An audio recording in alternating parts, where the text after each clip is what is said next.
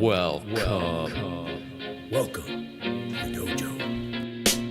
Check out Joe, he's a Reddit bro, likes to edit posts, and he starts to glow when he gets the most of votes or likes. Yeah, he's really hyped, really psyched, cause the crowd is really tight and the work is really light. His training plan is the first thing your eyes see, cause he got more follows than my boy Eric Icy. Opinions on Magnus, Hans, and Karyakin, who cheated who, which engine that he hacking. He got blocked by Short, ignored by Devort, but he can't be wrong, he scored a like from Truong. He's got lightning attacks on GM blunders and gaffes, true not over the board, it's only the other chat. Still his 7-year plan ensures the last laugh. Distractions detract from any actual actions. Excuses are useless, he rues his inaction. Awaits satisfaction, the status of Magnus. He bought 50 books and opened up 10. Fools ought to read Psalms, not my system. He's got 30 alt accounts on every site around. Chessable courses keep looking cheaper by the pound. He got 22 databases and 36 engines, 25 chess sets, and a massive clock collection. He bought merch from Gotham,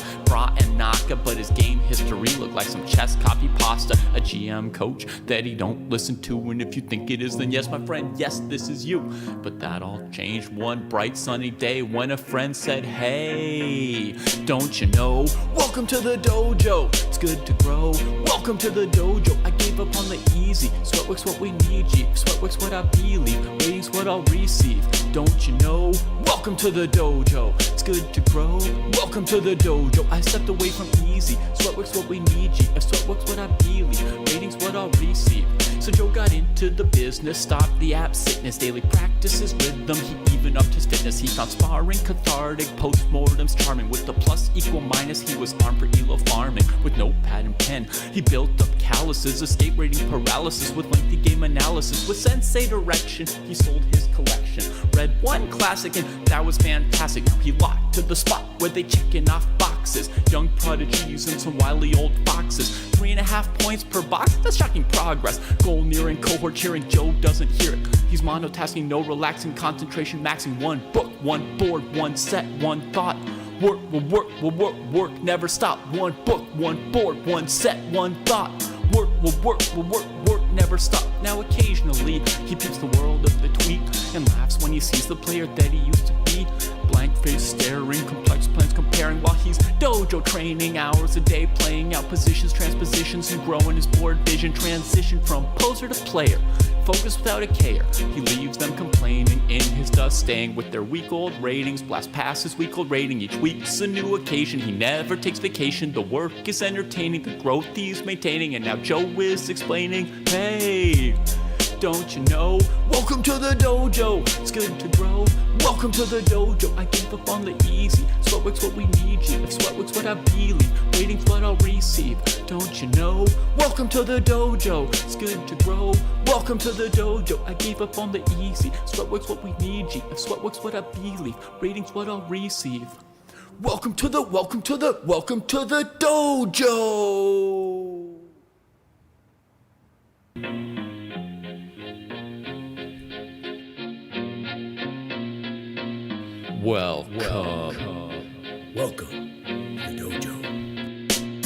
Check out Joe, he's a Reddit bro, likes to edit posts, and he starts to glow when he gets the most of votes or likes. Yeah, he's really hyped, really psyched, cause the crowd is really tight and the work is really light. His training plan is the first thing your eyes see, cause he got more follows than my boy Eric Icy. Opinions on Magnus, Hans, and Karyakin, who cheated who, which engine that he hacking. He got blocked by Short, ignored by Devort, but he can't be wrong, he scored a like from Truong. He's got lightning attacks on GM blunders and gaffes, true not over the board, it's only the other chat. Still his 7-year plan ensures the last laugh. Distractions detract from any actual actions. Excuses are useless, he rues his inaction. Awaits satisfaction, the status of Magnus. He bought 50 books and opened up 10. Fools ought to read Psalms, not my system. He's got 30 alt accounts on every site around. Chessable courses keep looking cheaper by the pound. He got 22 databases and 36 engines, 25 chess sets, and a massive clock collection. He bought merch from Gotham, Bra and Naka, but his game history looked like some chess copy pasta. A GM coach that he don't listen to, and if you think it is, then yes, my friend, yes, this is you. But that all changed one bright sunny day when a friend said, hey, don't you know, welcome to the dojo, it's good to grow. Welcome to the dojo, I gave gave up on the easy. Sweatwork's what we need, G. Sweatwork's what I believe. Waiting's what I'll receive. Don't you know? Welcome to the dojo. It's good to grow. Welcome to the dojo. I stepped away from easy. Sweatwork's what we need, G. Sweatwork's what I believe. Waiting's what I'll receive. So Joe got into the business, stopped the app sickness, daily practices, rhythm, he even upped his fitness. He found sparring cathartic, postmortems charming. With the plus equal minus, he was armed for ELO farming. With notepad and pen, he built up calluses, escape rating paralysis. With lengthy game analysis, with sensei direction, he sold his collection. Read one classic and that was fantastic. Now he locked to the spot where they checking off boxes. Young prodigies and some wily old foxes. 3.5 points per box, that's shocking progress. Goal nearing, cohort cheering, Joe doesn't hear it. He's monotasking, no relaxing, concentration maxing. One book, one board, one set, one thought. Work will work, will work, work, never stop. One book, one board, one set, one thought. Work will work, will work, work, never stop. Now occasionally, he peeps the world of the tweak and laughs when he sees the player that he used to be. Blank face staring, complex plans comparing while he's dojo training. Hours a day playing out positions, transpositions, and growing his board vision. Transition from poser to player, focus without a care. He leaves them complaining in his dust, staying with their week-old ratings. Blast past his week-old rating, each week's a new occasion. He never takes vacation, the work is entertaining, the growth he's maintaining. And now Joe is explaining, hey, don't you know? Welcome to the dojo, it's good to grow. Welcome to the dojo, I gave up on the easy. Sweatwork's what we need, G. If sweatwork's what I believe, waiting's what I'll receive. Don't you know? Welcome to the dojo, it's good to grow. Welcome to the dojo, I gave up on the easy. Sweatwork's what we need, G. If sweatwork's what I believe, rating's what I'll receive. Welcome to the dojo. Welcome to the dojo.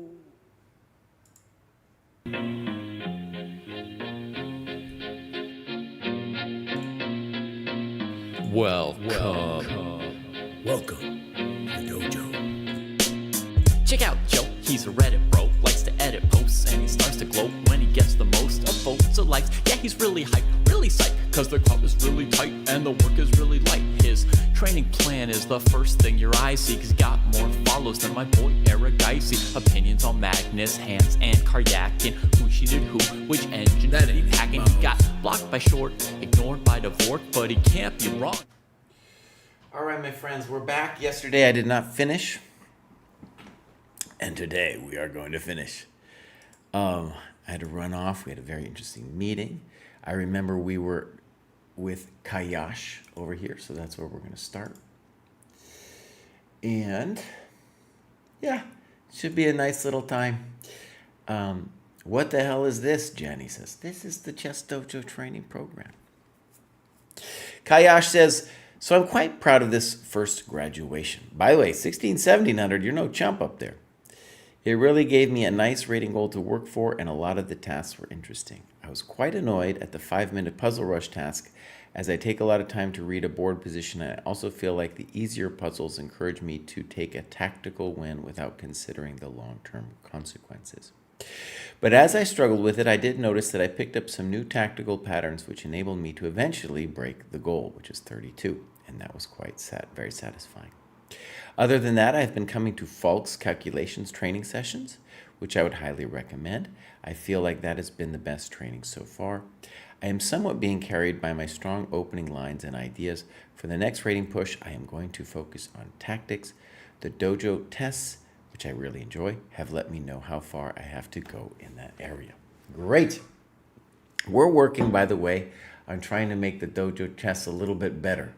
But it's also got to be said that we've got 33 dev projects. We have been discovering we can only do one at a time. All right, so here we go. Guy has joined earlier this year. He's kind of sporadically been at it. Let's see if I go hours worked. Yeah, good. And a yo-yo of rating gains, but he is definitely up there now. The Chesscom Rapid. Okay, brilliant. Let's take a look. He's the weekly calculation club. Oh, that's cool. Adult improver. Great. All right, we got some games. Let's go all uploads. And we definitely want to do that 90-30 game because it's a little longer. So let's do that. Do we got a time graph? Oh, we do. Look at this time graph, my friends. Wow. That's a real one. Hold on. Cry, you gotta fix your window here, buddy. Check out that time graph, my friends. That is an amazing time graph. One of the best the dojo's ever seen. So that's truly a grandmaster level time graph. We should be pumped about that. All right, game review. I also have to fix, whenever I start the show, I don't know why, I gotta just tell my little streaming software that it is time to go back to the boards. All right, so, fine. Little weird, C6. Totally weird. I've never handled this opening well and have been looking at new ideas. I decided to play one of them here, D5. Okay, so definitely an extreme loss of time, and white should be better with both D3 and E5. But he plays knight F3, which is a mistake. The main reason is this F4 is always controversial, but if you can pop this guy, then black is already doing quite well. Bishop F5, knight D7, even knight F6 look good because the F4 pawn doesn't belong there anymore. Instead, you play D4. I don't like this. Good move. And now you're in a little bit of trouble because he might get a good King's Indian. Okay, Bishop B5 check was also strong. Yeah, so now he has a good King's Indian. So just imagine with reverse colors, we got this nice pawn chain for white. Bishop outside the pawn chain. I like Bishop B5 even better because the bishop should just get exchanged. It's just that chump needs to go. All right, Bishop E7, castles. Fine by white. And now white needs a plan. Okay, a typical move here might be Queen E1. He's got multiple moves. He goes for Queen E1. You can tell this is somebody who's kind of got a setup and they're used to it. The challenge for white is figuring out how to move this guy.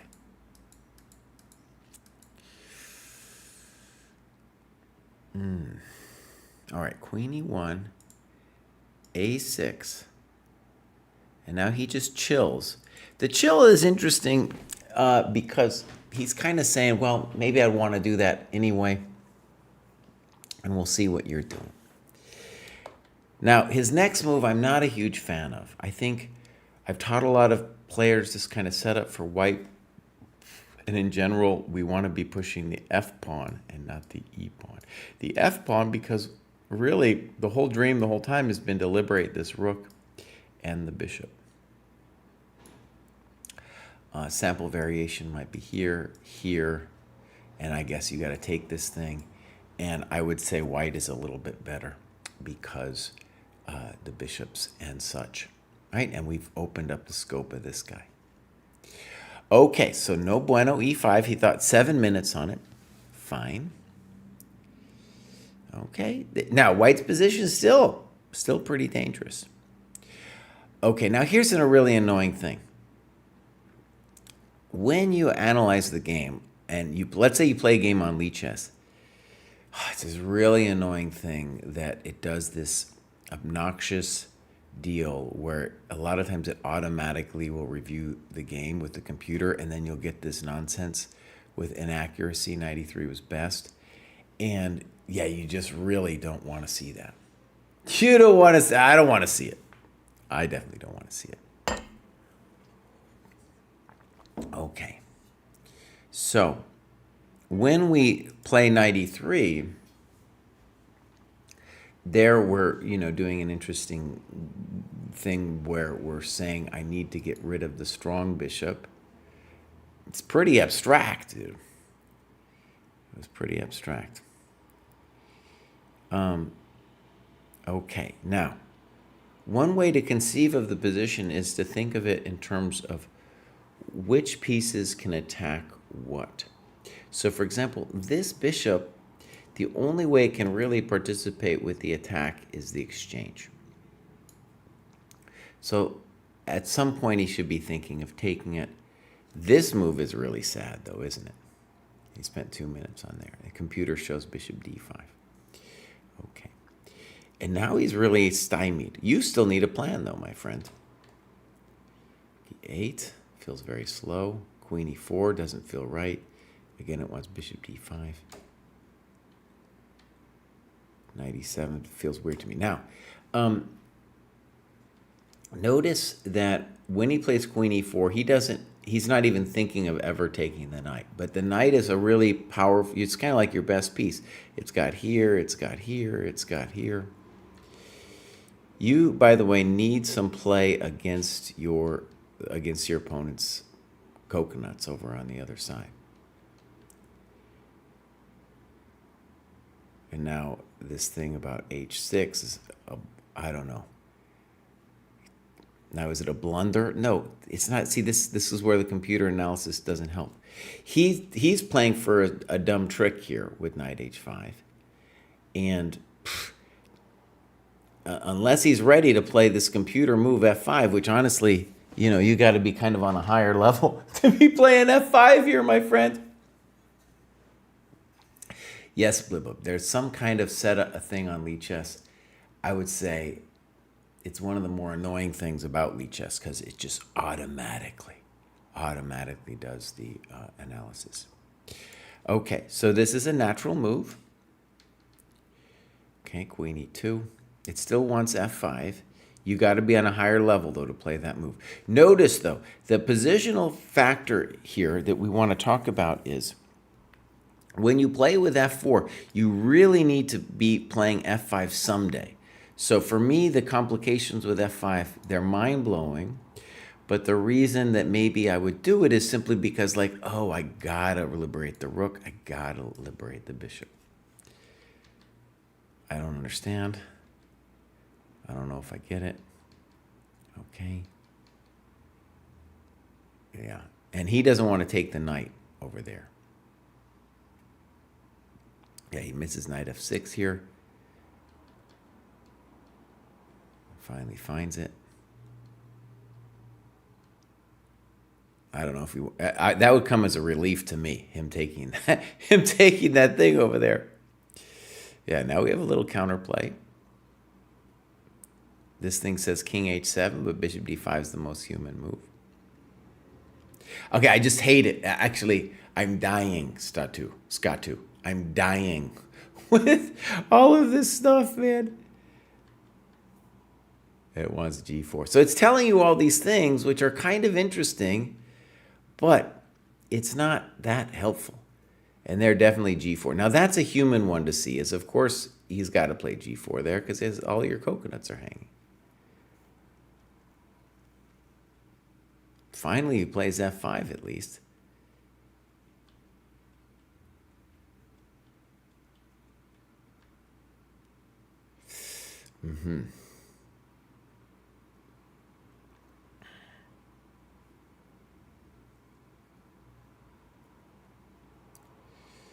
Okay. Spicy. Check the miserable king. Good. Rook c7. Very nice. Very nice play. Rook c5. I don't know about this. Now, typical problem here in dojo land, also with, let's call them lower rated players, is they don't appreciate that this is the part of the game to actually annotate. Right? And here, there's a lot of questions about what's going down, how you can get play. And to my mind, c3, for example, is real interesting. The idea being that I want to weaken this pawn so that the bishop can attack it either here or here.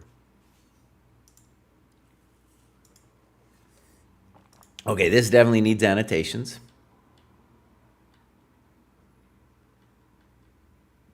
Yeah, this didn't go well. I don't understand. And then he wants to draw. Okay. Okay, so a lot of things to be said there. I want to just stress, when you analyze your game, it's fine to eventually look at the computer. But if you use Lee Chess and you transfer it over to the dojo and it's got all that crap on it about like blunder this, blunder that, it doesn't help because look, a lot of those moves were incredibly complicated, especially a lot of the F5s. So it's telling you this very advanced thing that you need to be able to look for on your own first. It's cool if you then first analyze the game and then you're turned on to like, oh my God, F5 actually worked there, and then you go through the variation.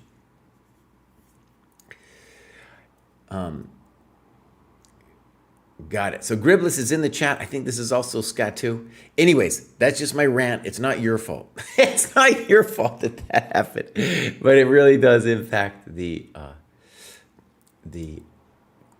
nature of the analysis. But Kayash, great. Let's move on. We'll go Brad Show. This is Yuzra.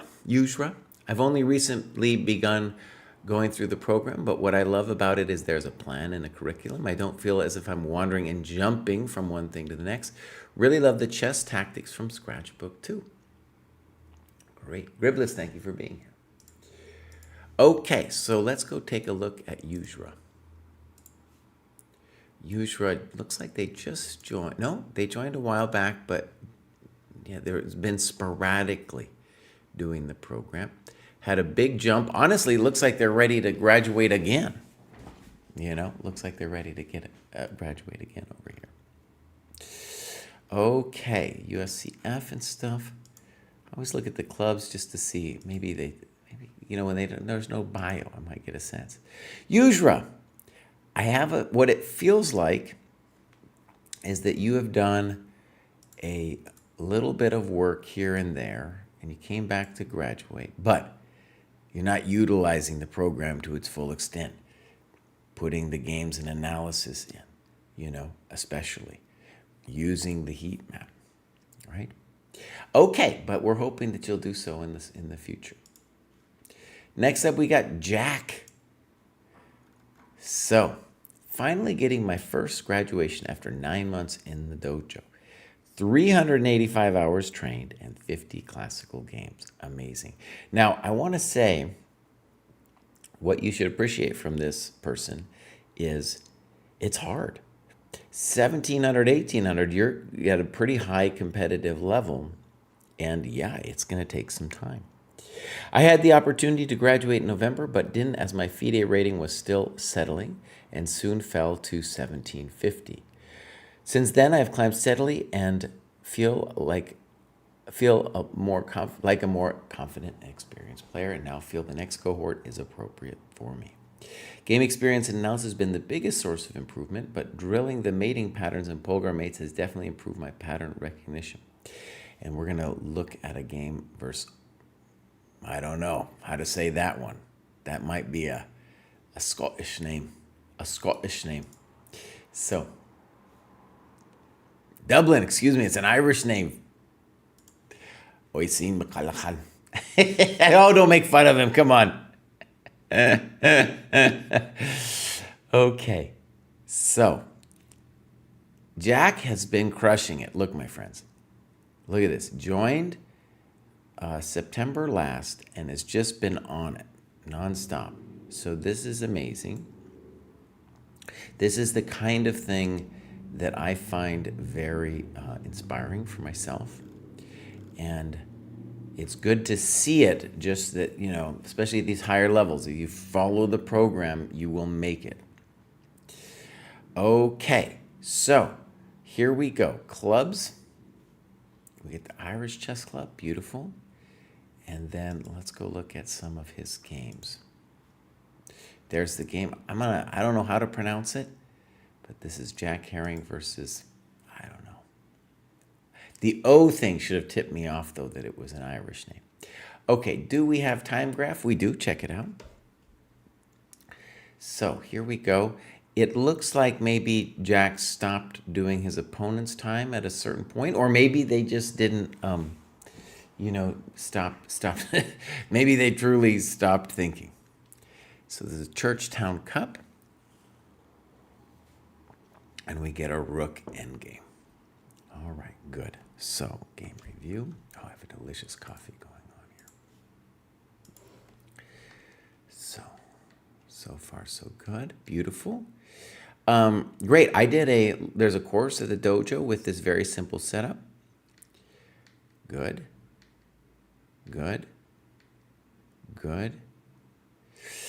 And here, I'm pretty sure the move I give is the wild and crazy H5. And it's a beautiful move. First time I saw it, I nearly fell off my chair. But the point is, if he goes castles, if he goes short, that pawn will be a force. All right, so we go H6, knight D7, castles, and F5. Fascinating. Okay. Do I believe in this? I don't know. He says, an idea I've seen in this position, giving up the pawn to allow my knight to get to F6. Usually black can get compensation by ruining white's kingside structure after knight G4. Now, I just want to say this does not look correctamundo to me at all. What? And definitely we want a variation with bishop F5. I thank you very much for your pawn. I assume this was his intention. And then I guess he's going to say this. And he's going to say he's got compensation. Okay, let's just give it a try, Cry. Just give it a try. Maybe he's got something here. So he wants to play knight G4.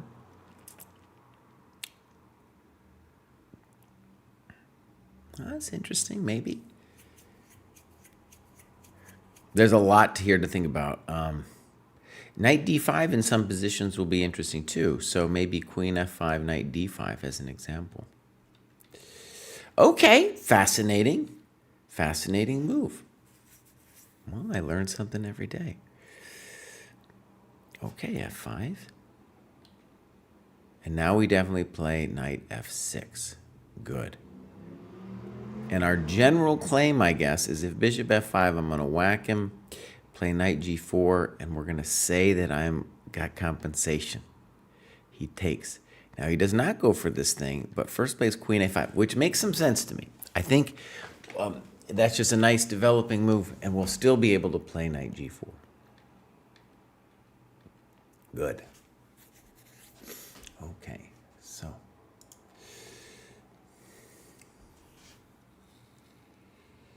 Blip says F5 is a thing, but not with the knight on D7. Okay, Ali talks about what kind of opening course you're talking about. We have courses at the dojo, something we want to do more of in the future. We got 33 dev projects first. In any case, yeah, we have I have a course up there with this EF6 variation in the Karo Khan that he is playing. He has his own ideas, though, and they're very, I'm sure if he saw something like this, it's very computer-driven. So, knight G3, and this makes sense. Boom, boom, boom, boom, boom. And he says, the opening has gone well for me, and I'll win the pawn back soon. Okay. This is very interesting play. So if queen F2, I'm assuming like rook E4, followed by giving him the business with moving the rook over. E4, and he says this is equal. Maybe. Maybe. It's definitely interesting. What I think I'd rather be white. I think. But we're going to get into it. So he thinks for 4 minutes here and plays C5 and says, I was tempted into this with the queen and rook on the same file and had faint hopes of B5, B4. A stronger player in review pointed out that before this move, it was hard for white to advance his majority, and my pawn formation controlled the light squares. This move gave up that control. I think in general, the other kind of cue about this is before you even think about C5, ask yourself, well, what does white want? Like, what would white's next move be? And I think it would be queen E4. The queen is just pretty powerful on that square, right? So you mentioned queen g4, possible.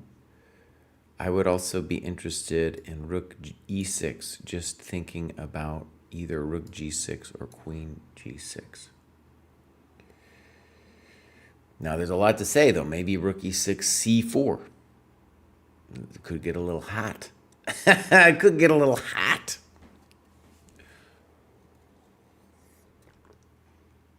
Queen g4 also, though, kind of runs into potentially c4. Oh, excuse me. Now, I have no idea what the computer would say here, but I definitely think that black is the one who needs to figure their life out here. Yeah, and it's not especially easy.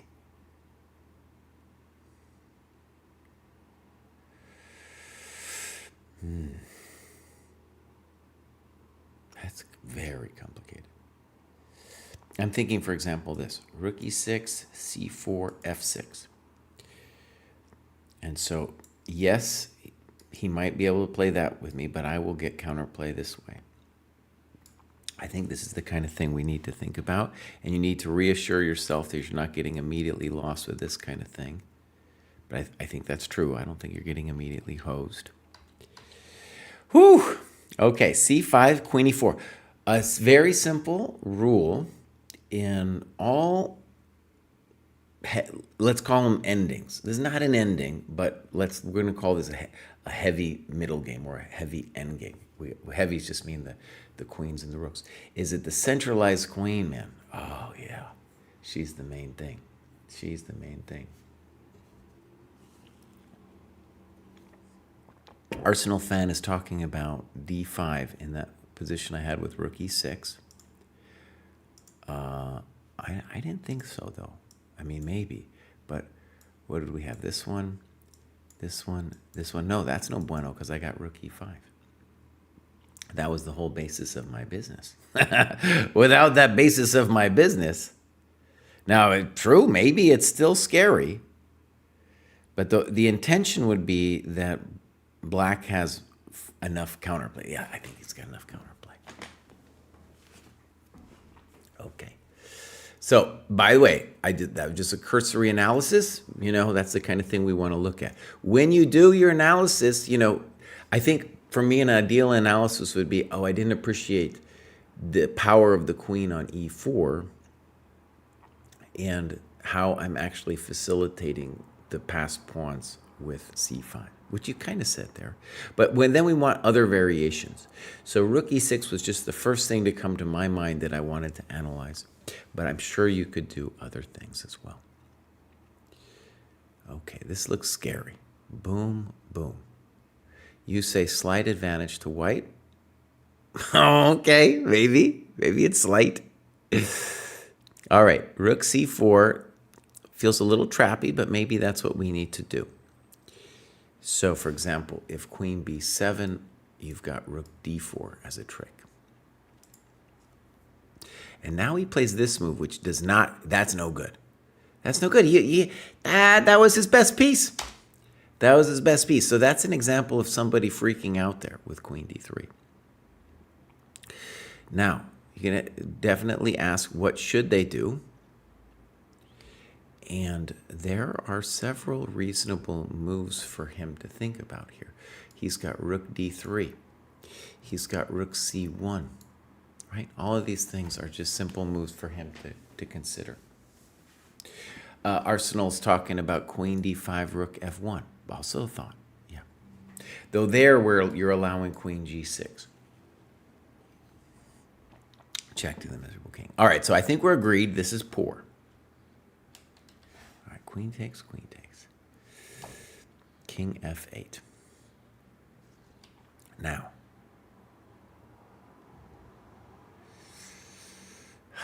it's going to be hot. All right, king f8, d5.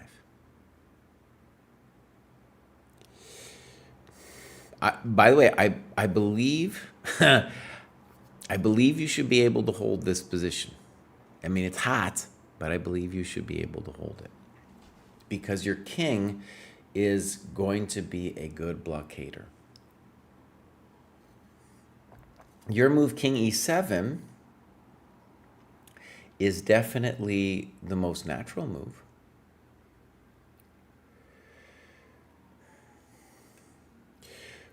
Arsenal fans talking about rook c5. It's a thought. Let's give black's move a try, because it's definitely logical.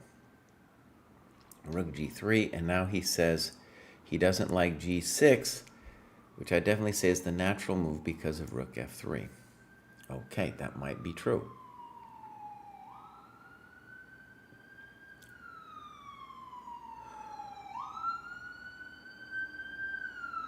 Okay, wait. I don't...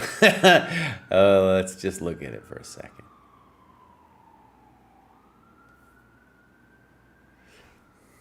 Let's imagine g5.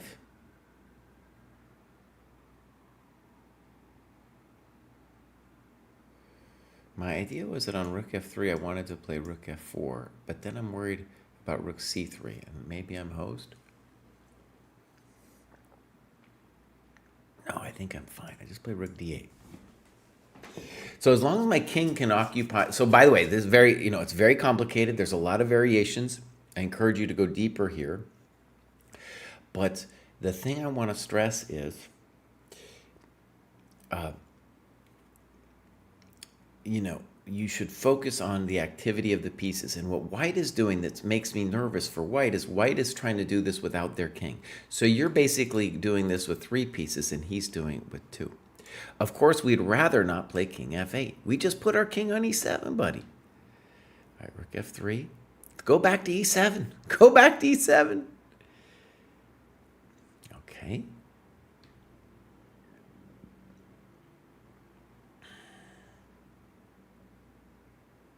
All right, so now you did this.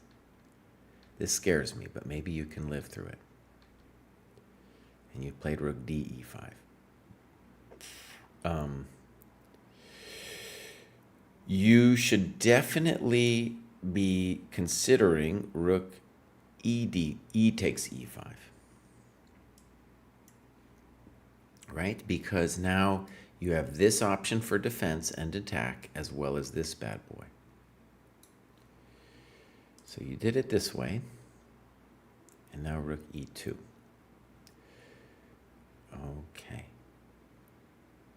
Now,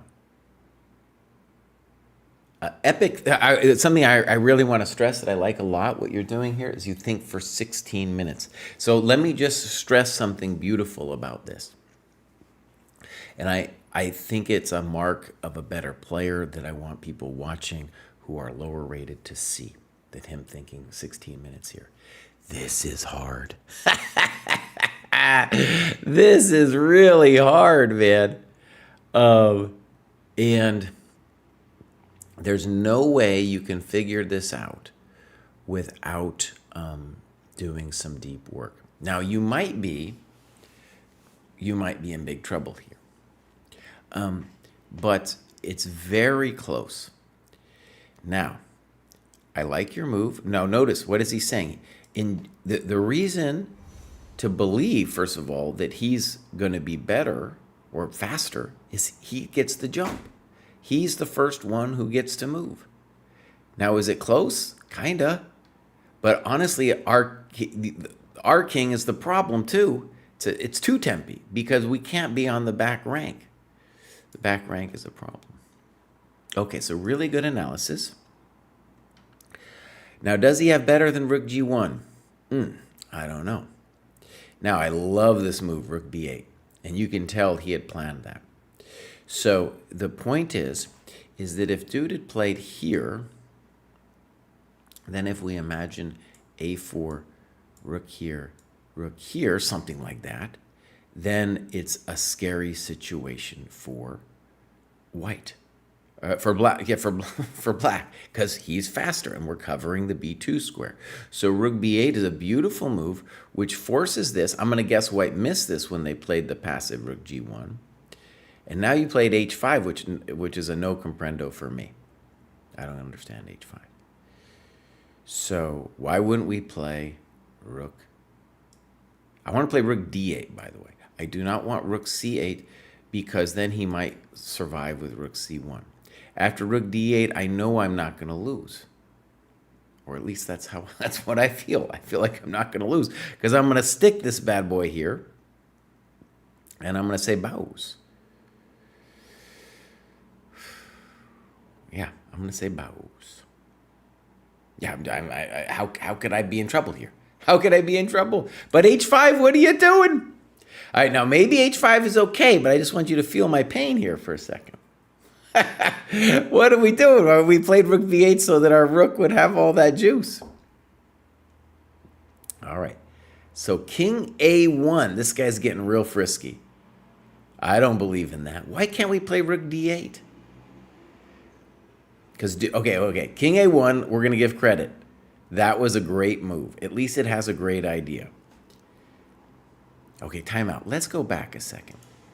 So on rook d8, let's give this, over here, rook b8, b3.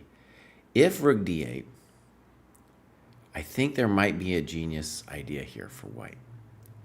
You go king a1 still, exclam. Oh, that's dark. That's really dark. And now let's say rook d2, b4, rook g2.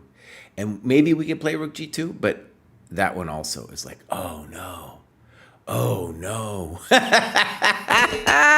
Woo, this is a good endgame, guys. This is a really good endgame. Wow. So, okay, I don't know if I mentioned it before. I think I was elaborating. My thoughts were running in their own little motions. But the thing I want to say is, on this graduation show, I often see people not spending time on their end game, and then during the game, they play quick and impulsive moves. As you can see here, though, my friends, this thing is hella complicated. And, dude, end games in general, you will find they're hella complicated. Okay? So here we go. King a1, king h7, rook h1. That's no good. Because what? It's just giving you a tempo. Well, okay, let's look. Maybe he's got a plan, actually, with rook h1. Maybe rook h1 isn't so bad. Okay, this guy's amazing, actually. People are thinking here. They're thinking.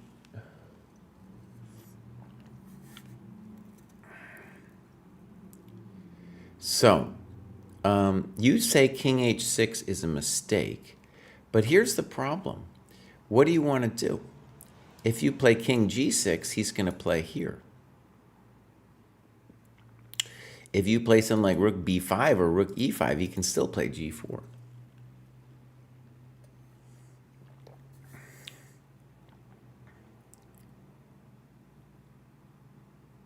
Yeah. So I don't want to allow, this is a real bummer, actually. Hold on. This got really interesting, man. This is a really interesting one. Okay. So you talk about rook c8. Doesn't make any sense because of that king a1 plan. Your rook on b8 is great because it's hindering b4. So for the sake of analysis here, we need to improve our king without letting white achieve that rook h1 thing. Because look, he's passive here. And ultimately, he needs to do something. The only way he's going to free his business here is if he, takes care of business by liberating the rook. Peaceful asks, is this winning for white? I don't know. I don't know, man. This is really rough. That position after g4 might be winning. All right, let's give king h7 a try. One nice thing about this is we have more options here. So h5 would enable this rook h1 move.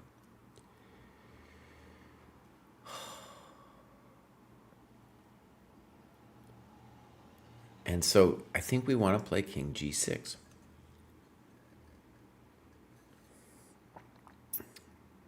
Now the bummer for him is he needs a good move now. If rook b1, we're going to take on g2, of course. If check, we're going to come up. Whew. Okay, so I think that's better, and I think you're in trouble here. By the way, I could imagine blowing it here too, because all of a sudden that rook is really powerful. So,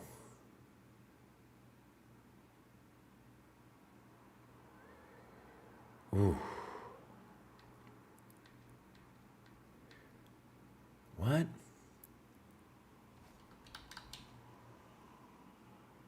Oh, that's no good. So yeah, we're hosed now. We're hosed. If that's what we got, then we're hosed. Now, bear in mind, if the other way to do this now would have been rook g2, rook h5, king g6, probably rook h1. And I'm going to say we're worse, but this is still immensely complicated. But now we're done here.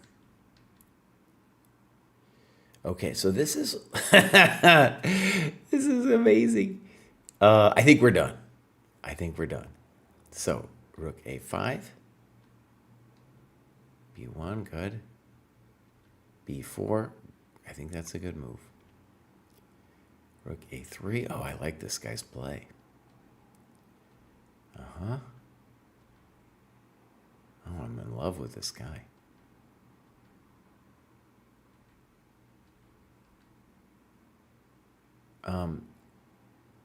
Yeah, so rook b3. First of all, it doesn't look right. Now, maybe he... Amazing. Maybe it's still kind of complicated. I don't think it should be, but let's just look for a second. So king a2.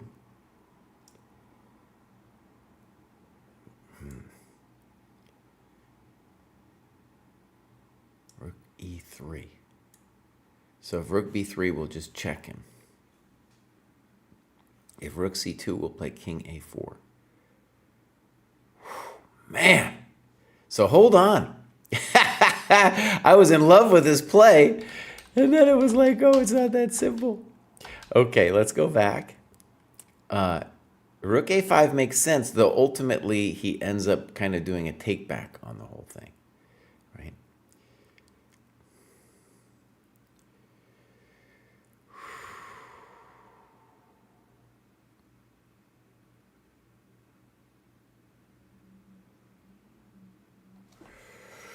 Okay, white has a lot of ideas.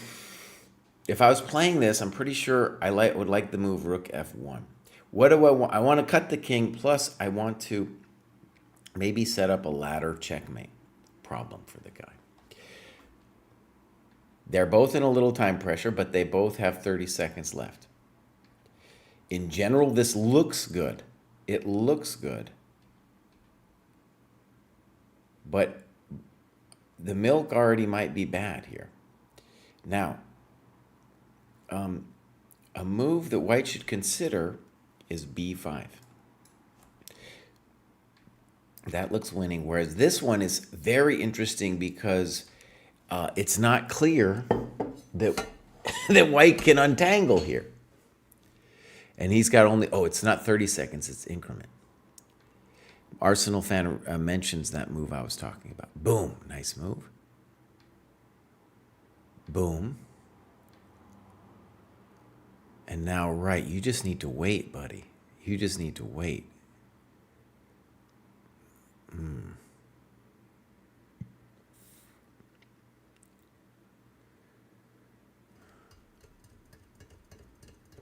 Let's do your variation here. So rook h2, rook c2, rook h3, rook b2,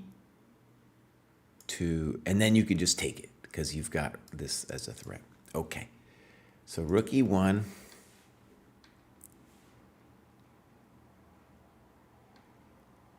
Oh, no.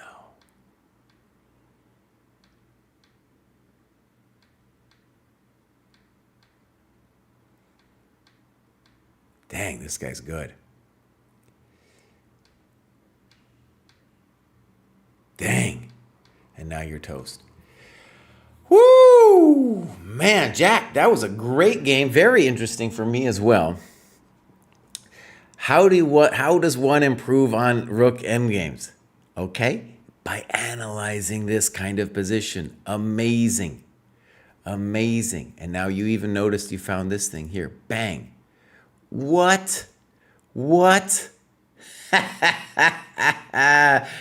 exclam, baby. Ow! These things, man, there were so many tricks. So many tricks. Dang, that's cold. That's the kind of thing I fall for all the time. Yeah, that's the thing I fall for. Whew! Okay, well done. Well done, Jack. All right, we got Eigen up next. So we're going to go Grand Show. Eigen, who knows what's going on with Eigen? Let's go look. Eigen.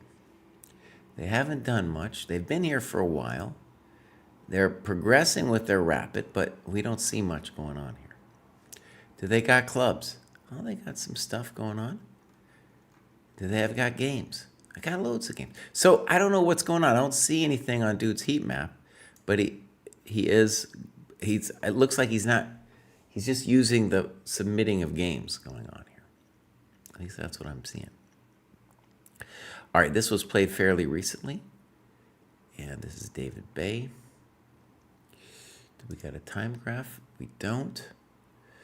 So let's go here and we'll go game review. Bang. So far, so good.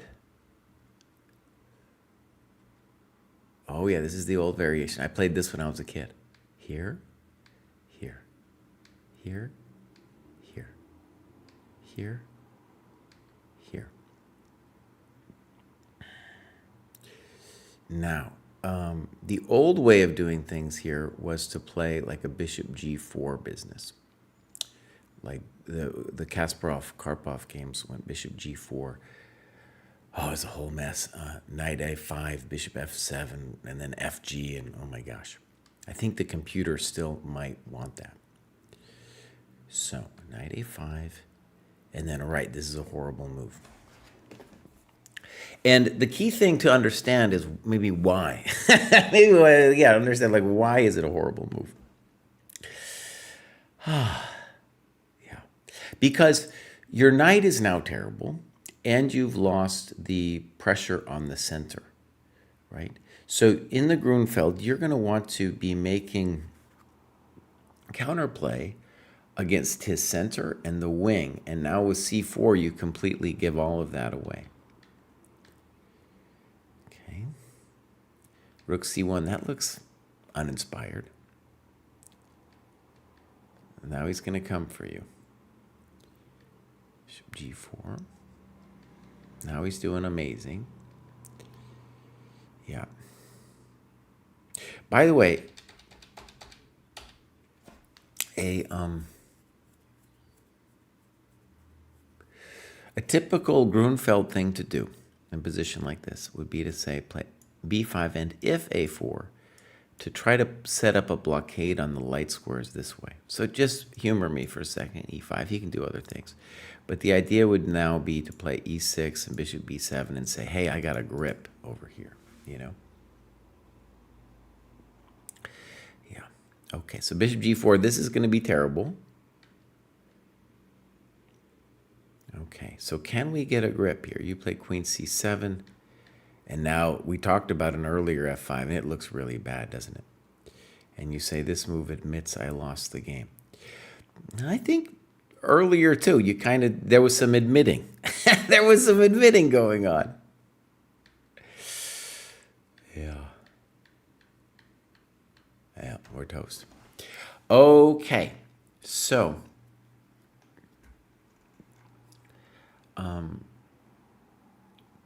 interestingly, this is the old line, and so it's kind of fun. I don't know if it's fun, but it's interesting that you didn't know it, because that was back in the day. This is what always happened. I'm just trying to remember how exactly it went down. It was like,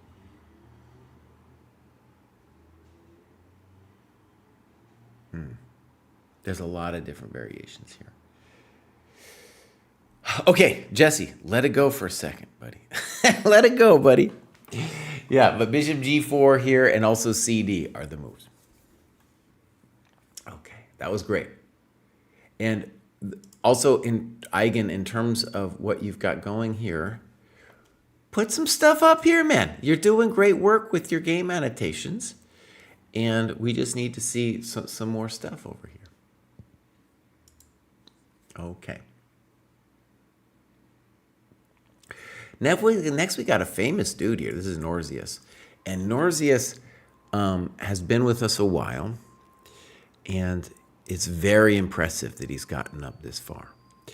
So Norzius says, recommended material in this cohort was amazing as always. I especially enjoyed reading Endgame Strategy by Shereshevsky. I tried to switch some things up in my opening repertoire, but eventually I only changed my response to d4 from Nimzo Indian to the Dutch. And we're going to look at DC King's Gambit Master. Okay, let's go look. Now look at this, dude. Norzius. Look, my friends. Norzius. Hey, this guy's flying, man.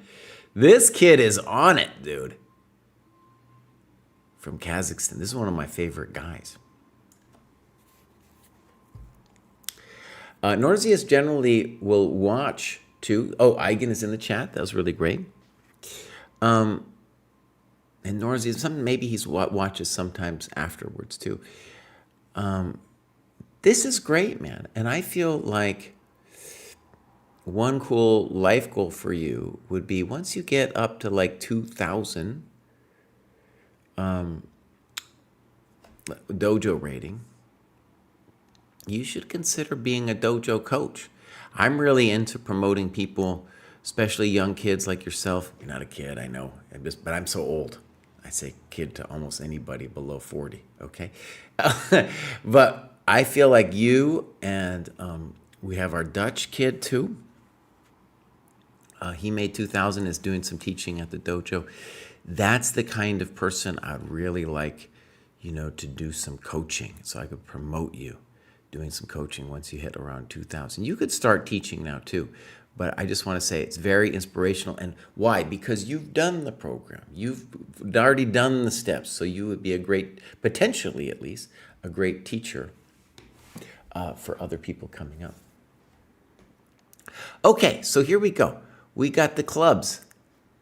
Kazakhstan Dojo, one member.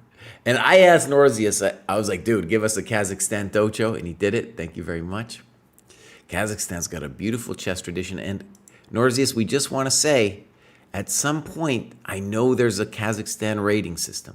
I know there's a FIDE rating system. You're going to want to switch to that. Okay? All right, here we go. Games. All uploads and DC King's Gambit Master. All right. Translation is for Jesse. Nice. He had a previous graduation where I think I was one day early, and he hadn't translated yet. Okay, so first, here we got this amazing time graph.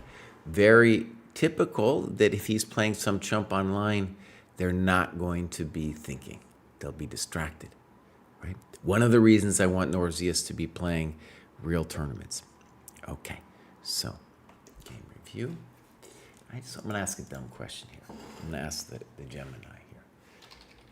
So, what language do they speak in Kazakhstan? Because he's like writing Russian over here at me. So I just want to... So they have Kazakh and Russian as two languages. The government has been actively promoting Kazakh since its independence. While Kazakh is the national language, Russian remains highly prevalent. Okay. There's also a push for trilingualism with Kazakh, Russian, and English. Amazing. Okay, great. Cry. Let it go. Let it go, buddy. All right, here we go. Good. This is aggressive repertoire for white that I created. Good. Good. Good. Good. And he says, I haven't seen this before. Okay. So, he thinks for 42 seconds and plays knight takes d4.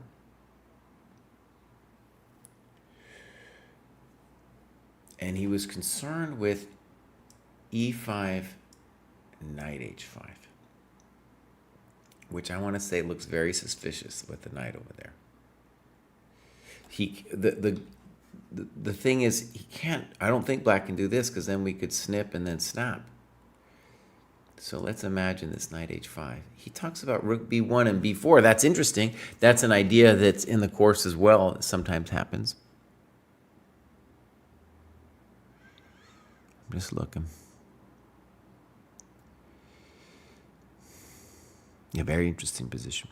I like this rook b1, b4 thing. All right, so we're going to do it this way. e5. c3. d5. Okay. Big moment. If he plays DC, then we want to say that white, it might be closer to equal. Yeah. Okay. So d5, too fast. This guy's playing too fast. ed5, knight d5, cd4. Okay, question.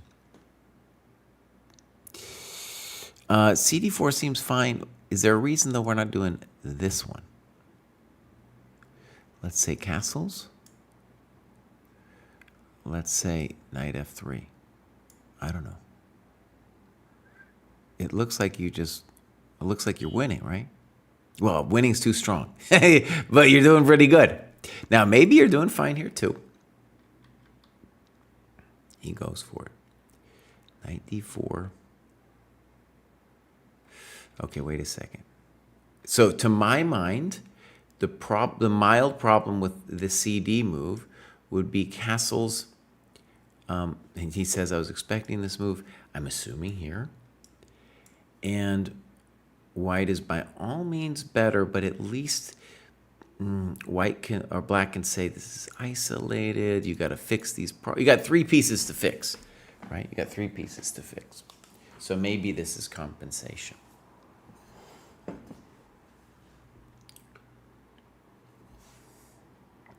Okay. Check. Thank you very much. Dude played ed4 way too fast. And now an interesting move, queen a4. Check to the miserable king.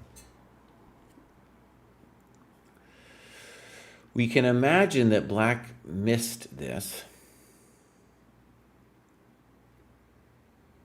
Okay, now, king f8 looks bad for you. Now, hold on. This is really fascinating. There's a simple problem, my friends. We're losing a piece. This guy, look at this. This guy played bishop d7 in 24 seconds. 24 seconds. Idiot. No, I'm sorry, but if you think for a little bit, it's going to be bad news. Now, did we blow this? I think we blew this. So already here we're hosed. Oh, no.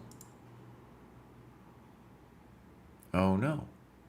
So knight takes d4 is a fail.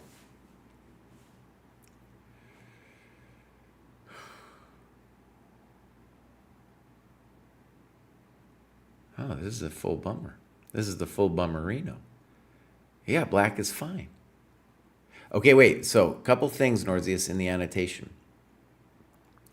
cd4, ed4. I trusted you about knight d4. I trusted you. No, I don't trust you anymore. You're losing a piece. You can't do it. Can't do it. Yeah. No bueno. No bueno. So check. And this is all about... So I'm making this series, by the way. We got vids slowly coming out. How to make X. I started how to make 500 chess.com. How to make 600. And I go up the ladder. And something that I've identified from doing this graduate show for so many years is the ability to slow down and think is a skill, and then without it, forget about it. And look, here's the time graph. Why did we do this time graph? Because we wanted to highlight these chumps. These chumps that ain't thinking, man. They ain't thinking. Look at this guy. Look at this guy. How complicated. That position is crazy complicated. I still don't know what's going on. And this guy's just moving. All right, so let's go back. Game review. We can't blip up because on any kind of queen e2, he's just taking our knight and saying thank you very much. All right, check. Poor move. Queen b4, a5. Now we're back in the ball game. Thank you. Thank you. Bishop f6. Sad move. Looks good to me. And now, boom. I mainly considered capturing on b2 next move since okay. Now, this position should be winning because you have the two bishops and you have the extra pawn. So we could also, rook b1 seems fine. You could probably play bishop b2 as well. Nice move. And now with bishop b5, I would want you to analyze it a little more, but it looks like it's still at least a very nice position.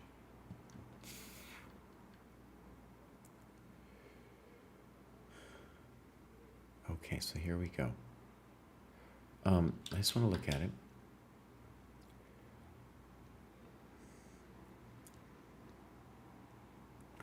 A move that could be annoying for you to face might be knight b4. And if that might be a more clever defense, honestly, than what he does. Maybe it's not going to be easy with what he does either. But in the game, you're going to get a nice bishop versus a funky knight. Your rook is better. Here, it might be hard to win this bad boy because you can't really. If you take it, we're going to believe him black. Yeah, he should be okay here. He's also threatening knight c2. Okay, so here we go. Bishop b2. Pop, pop, pop. He needs to think here, by the way. This guy needs to think. And you mentioned knight d5 and say white's a little bit better. Yeah. I believe in white here, but okay, it's not going to be too easy. Blunder. Why? Because he's moving too fast. Check to the miserable king. Very good. This should be winning now because the rook e7 is going to come. g3. Okay, I'm into it. Check to the miserable king. Thank you very much. And in general, this is going to be winning because the bishop is better with the passed pawns. He makes it easy. This move does nothing.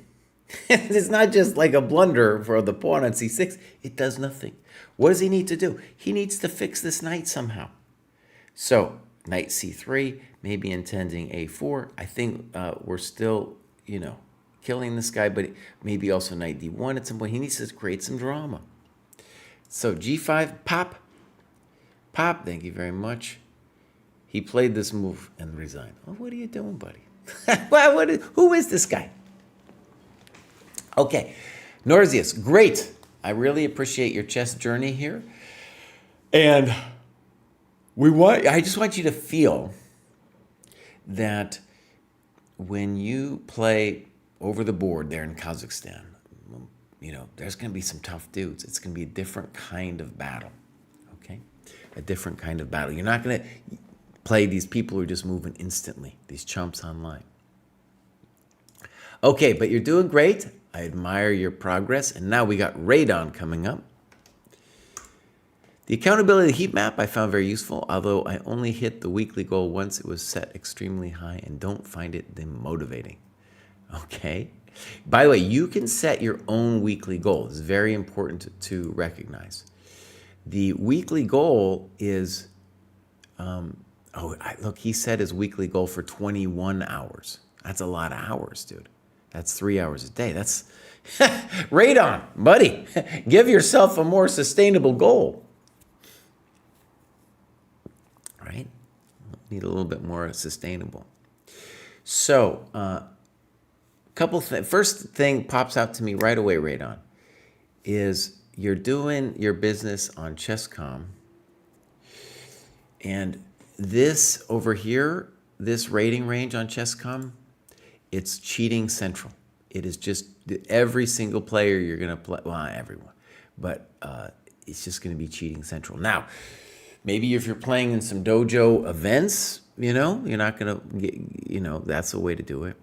But really, what we say here is once you're at 2,000, which you technically aren't because you're still at 1960. I guess you made it and then you fell back down, right? One of the rules we really have is once you pass 2,000, it's got to be OTB. And why? Because when you're playing online, it's just going to be full madness. Hold on just a second.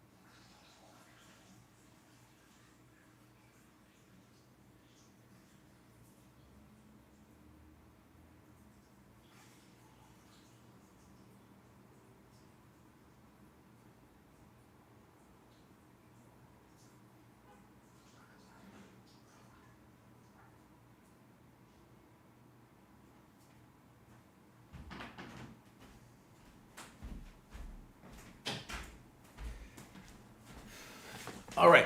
Sorry about that. Yeah, I was giving a rant about 2,000. Anyways, Radon, you know what you got to do. You got to get some real games going on. He does have some FIDE games. Okay. I have a feeling that's this game here. Great. So Radon, well, actually, I don't know which one he is. Still very new to OTB play as an adult learner, he says. Amazing. It's amazing that you got this far and really haven't played OTB. So this is Chicago Open. It's 1820 FIDE. My opponent here has a peak of 2,500 ECF, which I think is the English one. So the FM here in question is quite strong and still very young at only 16. Okay. My D4 course that I use is Benjamin Bach's Nimzo. Okay, great. Let's take a look at some stuff. He does have a time graph. We're going to guess that that move on the situation there on move 20 was simply putting one value in wrong, right? That might affect his rating. Now we're going to see that this FM is moving too fast, right? Unless they were winning, unless they're winning. Now, Rowdy Rita, I like that, says that Stanley's no joke. He probably isn't. He probably isn't a joke. Okay. Lots of sus, Radon says. Absolutely. Okay, so here we go. I think, Radon, it would be a real challenge. Might be a real challenge for you to switch to OTB play. Just probably not used to it. Also, maybe your rating's lower than than say your Chess.com, so that might be demotivating. But ultimately, muy importante to do so. All right, so let's get into this. Apparently, this is all a course that he's following. This Bishop D2 move, it was kind of trendy for a while. It's obviously weird. Fine. Fine. Fine. Bishop F8. I kind of like it. Another move here that I think I like a little bit more is A6. And the point is we want to then play Bishop D6 to have an attacking formation and the bishop to be more active on d6. So here we go, bishop f8, and now knight e5. By the way, what we're going to see in this one too, something that's kind of hard to appreciate is we still are going to want to play a6, b5 to get our queen here to look at this diagonal. So knight c6 happens. This is still following the Benjamin Bach business. Okay, so amazing that you're following it this deep. I guess I'll say I'm a little bit impressed and astounded because to me this bishop d2 is not the most critical move, you know? Okay. Now, apparently knight takes d5. Holy moly. Now, knight takes d5, you would have to have some deep computer analysis to be doing that, my friend. So, oh my God. Oh, that's such a crude move. All right, let's look. Knight d5. Brutal. Brutal. Okay, so queen d5.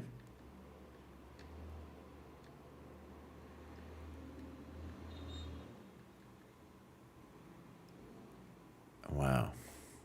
Or queen g2, leading to the force line, knight e5, knight c4. Do I understand this? Rook c4.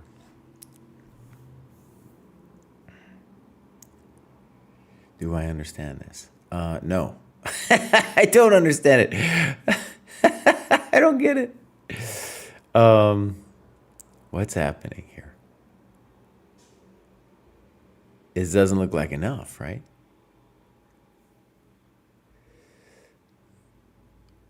Wow, George Hornsby also has done the Bach course. I know Benjamin a little bit. This is kind of amazing that you guys are following his course.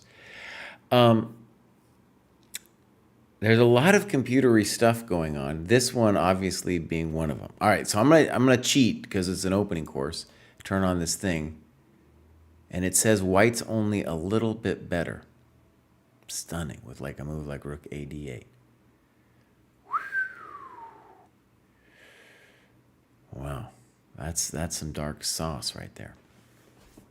And notice that it doesn't even want to win the exchange with bishop a6. So that would be some real stuff. Now, you know, this thing that you're doing. So, for example, I want to share a couple things about your prep that I don't know if it's covered in the course, but the old timers wouldn't really, they'd feel nervous about this position because white can now trade off your good bishop. Now, is it the end of the world? No, but they would feel a little bit funny about that. So it's almost like this a6 idea. I'm pretty sure if you look at older games, that's what they would do here. Okay, in any case, that's just something to understand, and nobody in their right mind is looking at knight d5. Oh my God. I mean, maybe somebody, but that's definitely a computer move. Okay, so knight e2, knight e4, good. Bishop e1, now you're fully in control. And you do rook c8. And I was about to assume some things. I would want to talk at least about f6 here. Yeah, I would want to talk about f6. Dang. Whew. That's a stunner, a real stunner. I don't think it's opening preparation, dude. I don't think at all this is opening preparation. Now, obviously, this is the main thing to analyze. That's no good. King e7, bishop h4. Right. King G6. Let's look at this variation. F5 here. Here.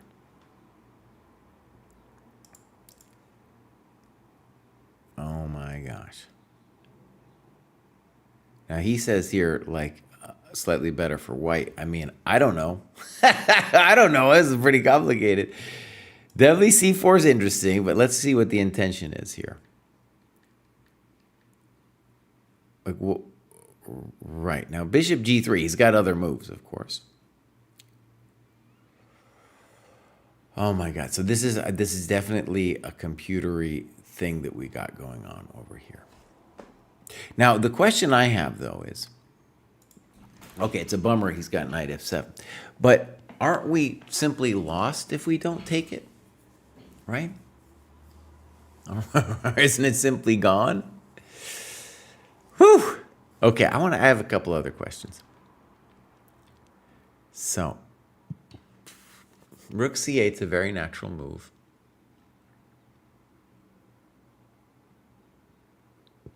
Am I missing something here? What is the grief with f6? If bishop e4, I'm going to play here. At least that's my intention. I don't see anything dramatically wrong with it. Knight c6, bishop c6, I'm doing great.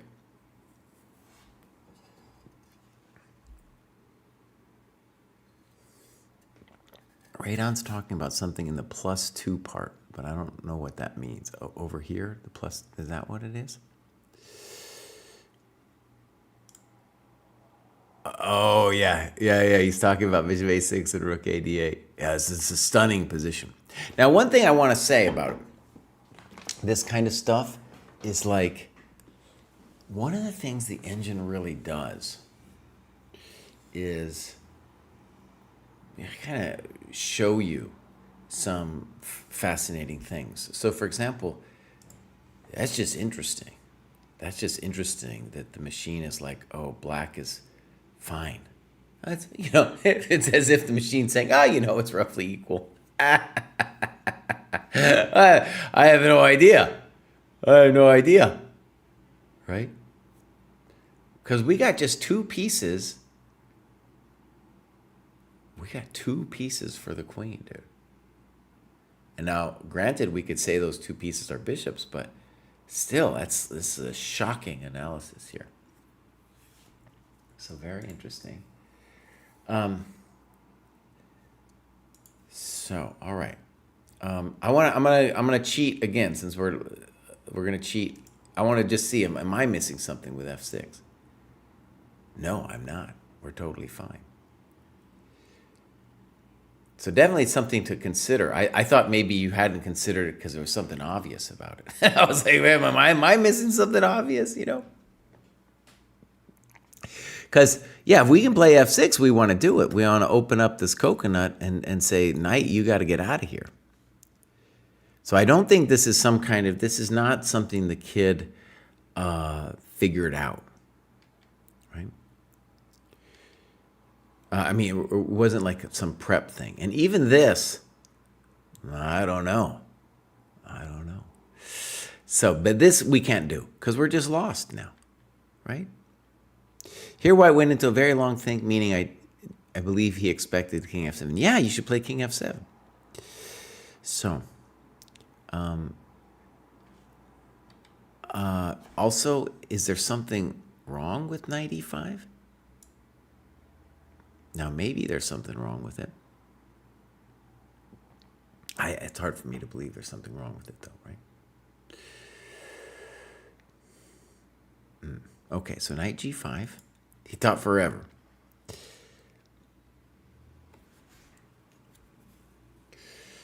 Yeah. He thought forever on h6. I mean,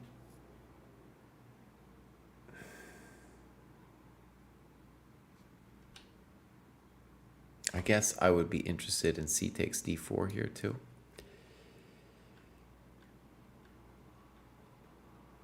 Check to the miserable king. And now queen f7. And you say, here my opponent offers a trade of queens in a position that can only be better for black. Okay. So,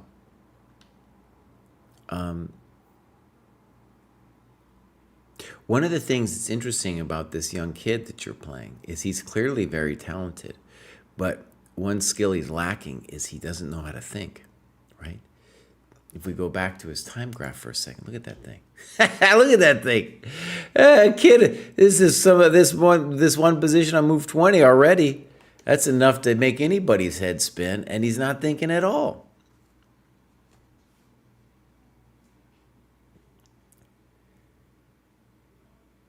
Right on talk to Bach about this King F7 stuff. But we don't need to do that. King F7 stuff doesn't make any sense. F6, you just play F6 and it's over. You're doing fine. Okay, so Queen F7. Definitely there should be a variation here. So what's the point? Like, he clearly got here and was like, I don't got anything, and must have felt that he's getting whacked with the counterplay, right?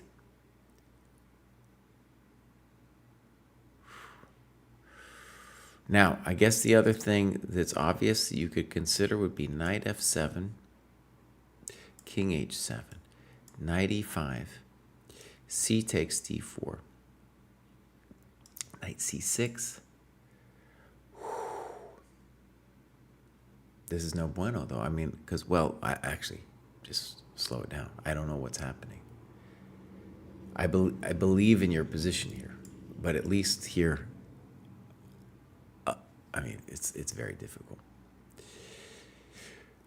I believe in your position. You got e3 or something, you know.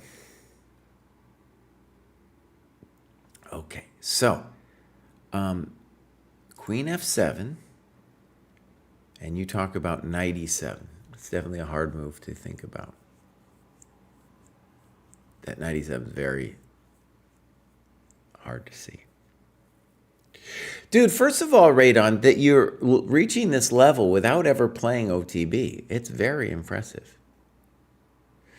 Now, I think positionally the reason we should consider just some move to try to protect the queen is because the knight is poor. Once we bring the knight back, then he can finally go back to where he should have gone in the first place, right? Okay. So, on knight c6, dc is a problem. Okay. Now you talk about e3, and I want to stress something. E3 is not something. There's a lot of moves in this game that I would call ridiculous for the engine, but e3 isn't one of them, okay? Because this is your unopposed bishop, and he wants freedom. So we should very much, this should be on our mind in every single move. Okay, so knight d4. And now rook c3. We thought for 2.5 minutes and say this move is one of my two big regrets. Clearly intimidated by my opponent's rating and reputation, I see a way to liquidate in what should be a drawn position, so I capture on c3 with the intention of trading off both sets of rooks, being in a position where I have a weak pawn on e4, but the bishop pair with the split pawns felt like should be more than sufficient to hold the game. Okay. Now, very important, you got to say what you should have done, right?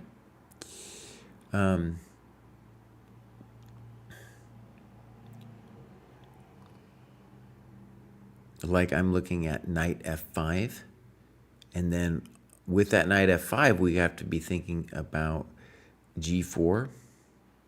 Pretty complicated, right? So there's a reason you didn't do it. There's a reason I'd rather you went for rook c3. Because knight f5, g4, I don't know what's happening. Now, by the way, even sacking the pawn isn't completely dumb, just to open the bishop. Actually, I would say this kind of weirdness is the kind of thing that back in the day we would say white has the advantage, but the computers, like, it likes these bishops, and I'm starting to get it. I'm starting to get it. They're very powerful things here, especially this one on b7. Okay, so was this terrible what you did? It's only terrible if you feel like you're worse here. The other position, I didn't necessarily think you were better. It was kind of unclear to me. All right.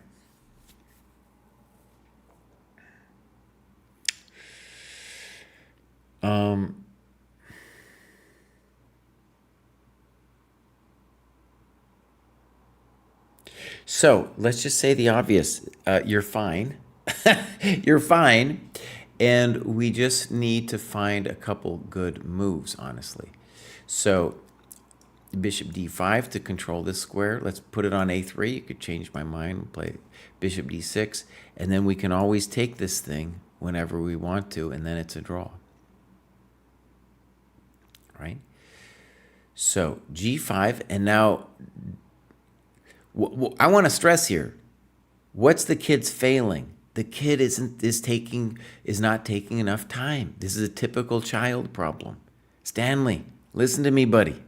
You spent a minute and a half. You got plenty of time. This is complicated. This is complicated, Stanley. Of course you should consider f5. Right? I don't know exactly what's going on, but f5 is an interesting move. Now, by the way, we should continue with f5 because a very basic question would be, well, what about bishop d6? If I trade the knight off, it's a draw. Right? Okay, so hg, he does this. Okay. g3. Knight f2. And we've lost the coconut. Okay, so it's gone bad, but it's not over yet. Bishop e7. Now, the kid finally slows down to think a little bit here and plays a3. Unsure as to what this accomplishes or why so much time is used. Now, in general, he's going to want to put his pawns on the light squares to control some light squares that your bishop is on you about. He probably also feels a deep sense of what we can call chess ennui. Chess ennui, because it's very hard for him to make progress. So a3 suggests somebody who is like, yeah, maybe I'll kick it a little bit here and see if I can survive. See if my opponent gets a little frisky.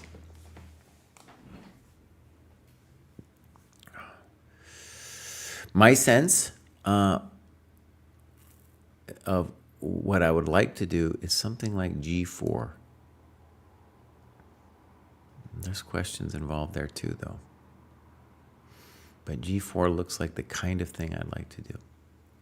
All right, king f5, reasonable. And now you probably want to play g4, good move. Hard to imagine that you could lose now, because your bishops are so strong. Okay, not sure where he's going. Not sure where you're going. Okay.